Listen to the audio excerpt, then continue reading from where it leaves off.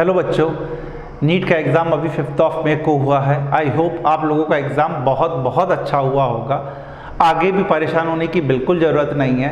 Counselling में कब क्या करना है स्टेप वाइज मैनर में मैं आपको बताता चलूँगा। आज के इस वीडियो में मैं बिल्कुल बेसिक आपको बता रहा हूँ काउंसलिंग के कि आपको क्या क्या चीज़ें करनी है। काउंसलिंग का मतलब बच्चों होता है कि पहली चीज़ तो एनटीए जो है वो एग्ज़ाम कंडक्ट कर रही है। उस एग्ज़ाम का नाम है नीट। उस एग्ज़ाम को जब हम क्रैक कर लेंगे तो इंडिया के जितने डिफरेंट मेडिकल कॉलेजेस हैं वहाँ हम एडमिशन ले सकते हैं। नीट अपना रिजल्ट डिक्लेयर करेगा, एनटीए अपना रिजल्ट डिक्लेयर करेगा ऑन 14 जून। 14 जून को काउंसलिंग का प्रोसेस स्टार्ट हो जाएगा।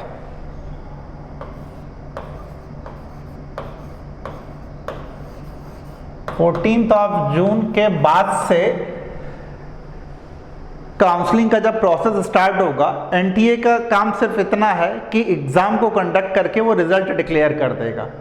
फिर उसके बाद काउंसलिंग के लिए वो आगे की अथॉरिटी को हैंडओवर कर देगा। आगे की अथॉरिटी का मतलब है कि काउंसलिंग के 2 पार्ट्स में डिवाइड हो जाएगी। एक तो काउंसलिंग होगी ऑल इंडिया लेवल पर और दूसरी आपकी काउंसलिंग होगी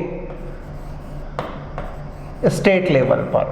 मतलब हमें 2 काउंसलिंग में पार्टिसिपेट करना पड़ेगा, ऑल इंडिया और स्टेट। ऑल इंडिया बच्चों जो भी टोटल सीट्स हैं, सपोज 1000 सीट्स हैं, उन 1000 सीट्स में जो 15% है या जो भी नंबर ऑफ सीट्स हैं उनमें 15% सीट्स के लिए ऑल इंडिया से सिलेक्शन होगा और जो रिमेनिंग 85% बची उनसे स्टेट से होगा। ऑल इंडिया की 15% के लिए काउंसलिंग कौन कंडक्ट करेगा? मेडिकल काउंसिल कमेटी यानी DGHS। और स्टेट की 85% के लिए काउंसलिंग कौन करेगा? जो भी उस स्टेट का DME होगा, डायरेक्टरेट मेडिकल ऑफ एजुकेशन। जैसे मैं वीडियो छत्तीसगढ़ से बना रहा हूं तो छत्तीसगढ़ में CGDME।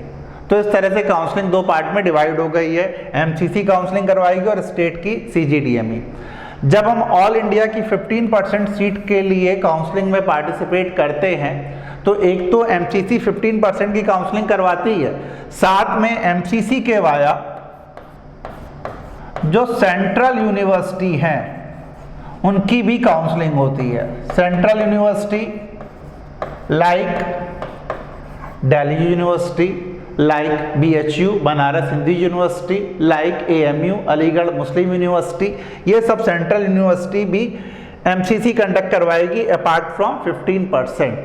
सेकेंड, एम्स और जिपमर ये भी MCC के वाया। दिल्ली का जो 85% का स्टेट कोटा है, दिल्ली का 85% का स्टेट कोटा वो भी MCC कंडक्ट करवाता है। तो ये अलग केस है, इसमें हमें कंफ्यूज होने की जरूरत नहीं है अगर हम छत्तीसगढ़ को बिलोंग करते हैं, क्योंकि हमारे छत्तीसगढ़ का 85% कौन कंडक्ट करवाएगा? CGDME। दूसरा बच्चों, हम लोग डीम्ड यूनिवर्सिटी के बारे में सुनते हैं। जो डीम्ड यूनिवर्सिटी है उसकी काउंसलिंग भी MCC के वाया होती है। डीम्ड यूनिवर्सिटी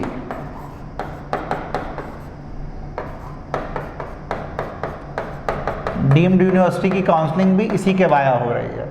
और स्टेट की जो प्राइवेट यूनिवर्सिटी हैं या जो प्राइवेट मेडिकल कॉलेजेस हैं उनकी काउंसलिंग आपकी CGDME करवाएगी, जो प्राइवेट मेडिकल कॉलेजेस हैं। जैसे हमारे छत्तीसगढ़ में अभी तो 3 प्राइवेट मेडिकल कॉलेज हैं, 2 रायपुर में हैं और 1 भिलाई में है।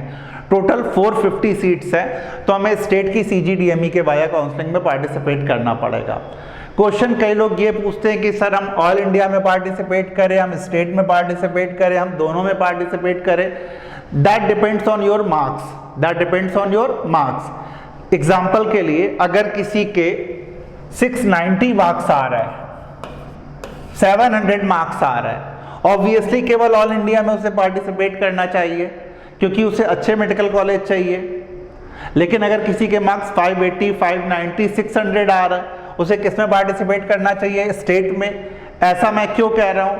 क्योंकि लास्ट ईयर ऑल इंडिया का जो कट ऑफ गया है वो गया है 611 और हमारे स्टेट छत्तीसगढ़ का जो कट ऑफ गया है वो गया है 530। कट ऑफ का मतलब है जो लास्ट मेडिकल कॉलेज अलॉट हुआ है। अब अगर किसी के 520 510 आ रहा है उसे तो कोई मेडिकल कॉलेज अलॉट नहीं होगा, 530 पे लास्ट मेडिकल कॉलेज अलॉट हुआ है। तो 530 से लेकर के जो 611 वाले हैं उन्हें तो स्टेट के वाया मिलेगा, 611 से जो ऊपर हैं उन्हें ऑल इंडिया से मिल सकता है। तो 600 के ऊपर जो है, जो 610 के ऊपर है, मैं ऐसा रिकमेंड करता हूं, कोई ऐसा कंपलसरी नहीं है, बाकी आपकी इच्छा है। 610 611 के ऊपर जिनके हैं वो ऑल इंडिया में पार्टिसिपेट करें। इस बार जैसे कट ऑफ लोग कह रहे हैं ज़्यादा जाएगा, 620 या 25 के आसपास जाएगा, तो जिसके 620 से 625 के ऊपर है वो ऑल इंडिया में भी पार्टिसिपेट करे और चाहे तो स्टेट में भी करे। लेकिन अगर किसी के 580 590 570 आ रहे हैं छत्तीसगढ़ में, तो ऑब्वियस बात है यहाँ पे तो पार्टिसिपेट करने से कोई फायदा मिलना नहीं है। आप कहाँ पार्टिसिपेट करोगे? स्टेट में पार्टिसिपेट करोगे। तो इस तरह से मैं छोटी छोटी इंफॉर्मेशन आपको हर अपने वीडियोज में दूंगा, जिससे काउंसलिंग से लेकर के जो मिथ है, जो मिसकंसेप्शन है, जो कंफ्यूजन है वो दूर हो सके। आई होप बच्चों आप लोगों को ये वीडियो पसंद आएगा। आगे की वीडियो में मैं काउंसलिंग से रिलेटेड और इंफॉर्मेशन आपके साथ शेयर करूंगा।